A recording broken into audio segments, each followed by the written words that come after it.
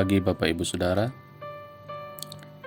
Semoga Bapak Ibu Saudara dalam keadaan sehat di hari baru, hari karunia Tuhan, hari Rabu 8 Juni 2022. Seperti biasa dari Bukit Sion Makale, kami akan menyampaikan firman Tuhan mengacu pada bacaan harian Gereja Toraja.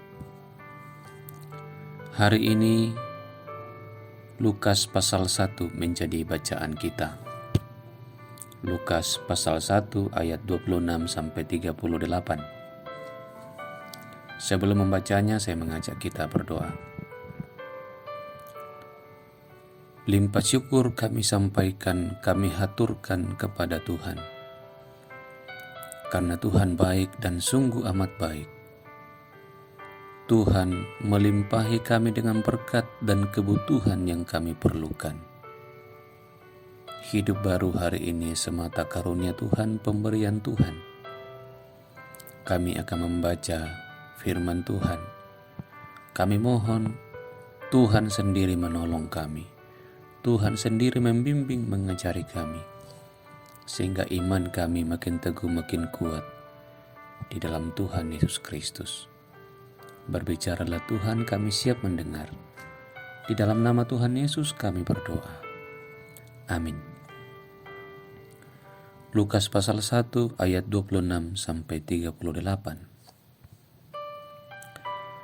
Dalam bulan yang ke-6, Allah menyuruh malaikat Gabriel pergi ke sebuah kota di Galilea bernama Nazaret, kepada seorang perawan yang bertunangan dengan seorang bernama Yusuf dari keluarga Daud.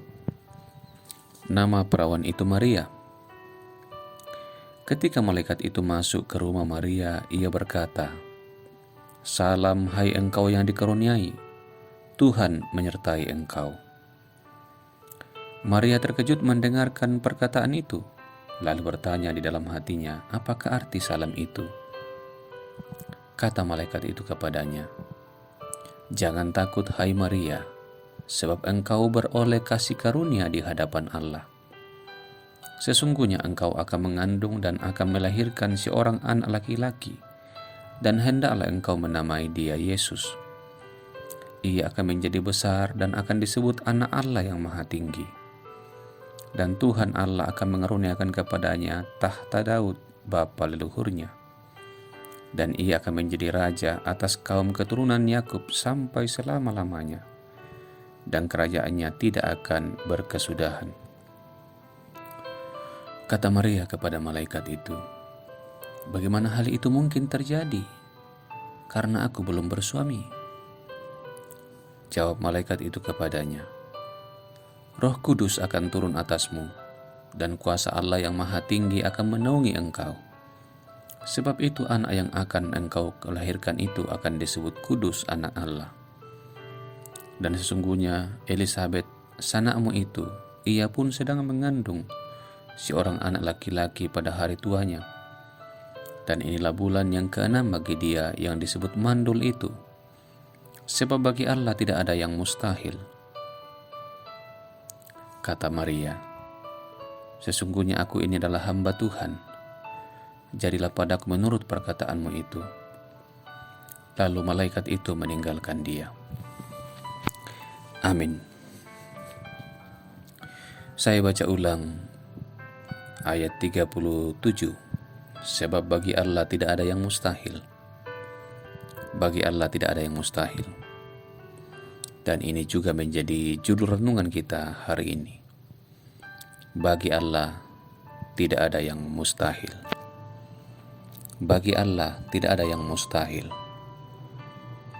Bapak Ibu Saudara, tentu bagi kita manusia terlalu banyak hal yang tidak mungkin terjadi atau mustahil terjadi.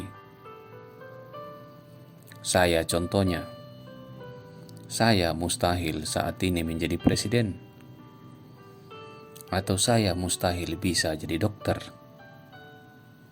atau saya mustahil menjadi pelaut, dan berbagai hal yang mustahil bagi saya. Tentu bagi kita semua manusia banyak hal yang mustahil, tidak mungkin terjadi. Tetapi bagi Tuhan, tak ada yang mustahil. Manusia amat terbatas. Manusia adalah ciptaan Tuhan. Maka sebagai ciptaan, tentu banyak hal yang mustahil bagi Dia. Bagi Tuhan, Tuhan tak terbatas. Tuhan adalah pencipta, maka tidak ada yang mustahil bagi Dia. Maka ketika malaikat Gabriel datang menjumpai Maria untuk menyampaikan bahwa dia akan mengandung seorang anak laki-laki, maka Maria langsung respon, bagaimana mungkin itu terjadi? Saya belum bersuami. Bagaimana saya bisa hamil tanpa suami? Walaupun pada saat itu ia sudah bertunangan dengan Yusuf, tapi belum resmi menjadi suaminya. Maka ketika malaikat Gabriel, engkau akan mengandung, Maria mengatakan, bagaimana mungkin terjadi, saya belum bersuami, belum berhubungan badan, belum boleh berhubungan badan, bagaimana mungkin? Dan malaikat itu mengatakan, Roh Kudus akan turun atasmu, dan kuasa Allah yang Maha Tinggi akan menaungi engkau. Jadi Maria akan hamil, tapi bukan dari laki-laki. Bukan disebabkan karena persetubuhan dengan laki-laki. Bukan, sama sekali bukan. Maria akan hamil, Maria akan mengandung.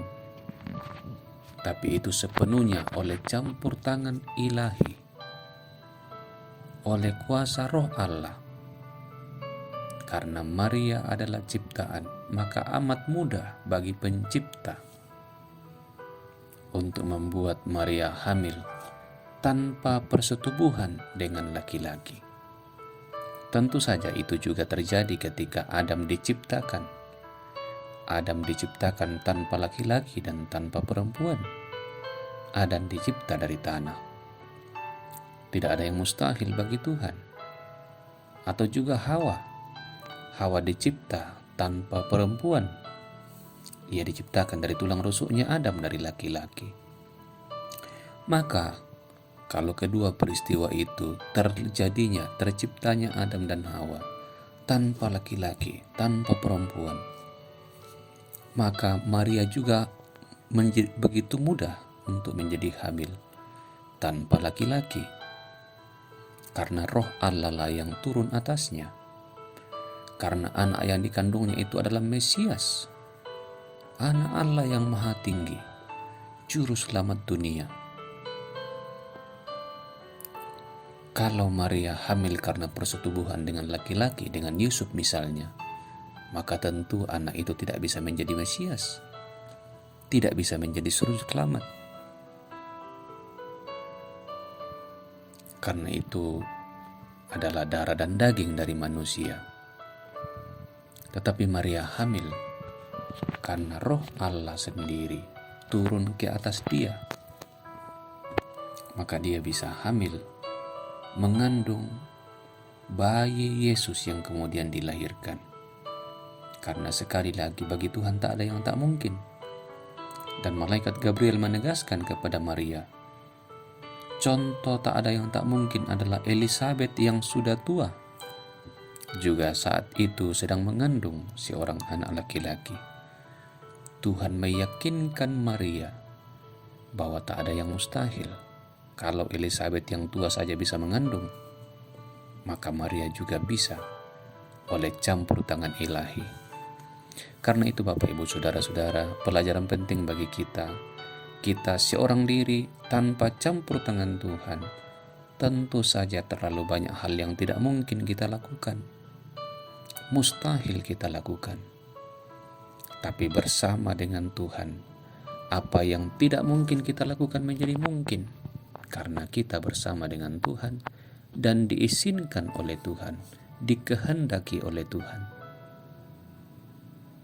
Jadi hanya bersama dengan Tuhan, perkara-perkara besar, perkara-perkara yang tak mungkin, menjadi mungkin, menjadi mudah, menjadi bisa kita lakukan. karena bersama dengan Tuhan. Karena itu, jangan berjalan sendiri, jangan berjalan tanpa Tuhan, jangan mengandalkan diri sendiri, andalkanlah Tuhan. Karena hanya dengan Tuhan, hal yang tak mungkin menjadi mungkin, termasuk keselamatan kekal selama-lamanya, hanya menjadi mungkin bersama dengan Kristus. Kalau kita mengandalkan diri kita sendiri, tak mungkin, itu mustahil kita menyelamatkan diri. Terpujilah Tuhan. Amin. Kita berdoa. Terima kasih banyak Tuhan untuk berkat-Mu, kasih sayang-Mu, untuk firman Tuhan pagi hari ini. Kiranya kami makin diyakinkan untuk selalu bersama dengan Tuhan, selalu memohon kehadiran Tuhan, selalu memohon campur tangan Tuhan dalam hidup kami. Sehingga hal-hal yang sulit, hal-hal yang pelik bagi kami menjadi mudah karena bersama dengan Tuhan. Terima kasih Tuhan, peliharalah gereja-Mu di muka bumi ini, agar setiap pribadi orang percaya menjadi saksi Kristus yang baik, saksi Kristus yang benar untuk menjadi berkat bagi dunia. Berkati sama kami yang sakit, pulihkan mereka yang berduka, hiburkan. Berkati pemerintah kami, berkati rakyat yang miskin yang menderita, berkati juga yang bergumul, dan berkati masing-masing kami dalam hidup pekerjaan tanggung jawab. Di dalam nama Tuhan Yesus kami berdoa kepada Bapa di sorga. Amin. Demikian Bapak Ibu Saudara renungan kita hari ini. Selamat beraktivitas dan Tuhan memberkati.